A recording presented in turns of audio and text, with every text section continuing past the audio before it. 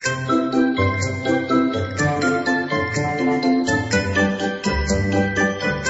Jasmine. My name is Liza. I'm going to be your aide today. I'm here to help you with your range of motion exercises. Is that okay? Okay. Alright, the first thing that I'm going to do is make sure I brace your bed up to a good working level and put the head of the bed flat. I've washed my hands already before I came into your room. I'm going to start your shoulder exercises now. I'm going to start with flexion extension of the upper arm. Flexion and extension. Flexion and extension. Now, I will roll your arm onto your side so that I could do hyperextension of the shoulder. Now, I'm going to do abduction and adduction. Abduction and adduction. Abduction and adduction. We'll do rotation of the shoulder. Outward rotation, inward rotation. Outward rotation, inward rotation. Outward rotation, inward rotation. Always making sure that I have the upper arm at 90-degree angle from the body. I'm going to work on your elbow. Flexion, extension. Flexion, extension. I will also do supination and pronation. Supination, pronation. Supination, pronation. Now we'll work on your wrist. I'll start with flexion, extension, and hyperextension. Flexion, extension, hyperextension. And I will turn your hand and I will do radial flexion. Radial flexion, ulnar flexion. Radial flexion, ulnar flexion. Radial flexion, ulnar flexion.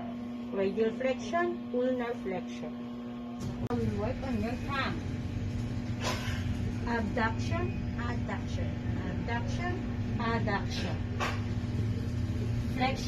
Flexion extension, extension.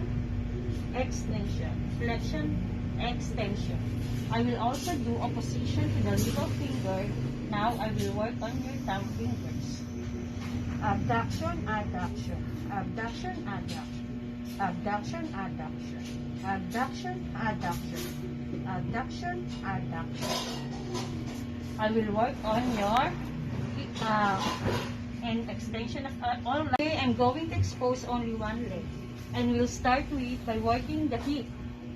The first thing I'm going to do is flexion, extension. Flexion, extension. The abduction, adduction.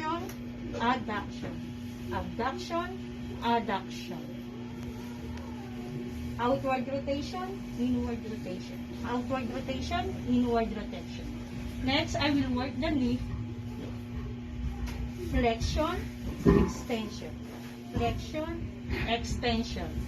Next, we'll move to the ankle. Plantar flexion, dorsal flexion. Plantar flexion, dorsal flexion. Inward rotation, outward rotation. Inward rotation, outward rotation.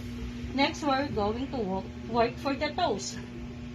Abduction, adduction. Abduction, adduction. Then we will do flexion and extension of the toes. Flexion and extension.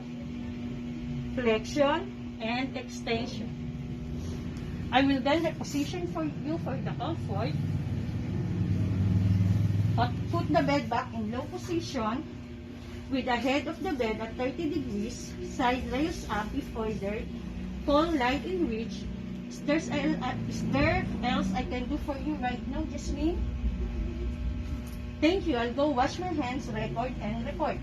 And that's my range in motion demo.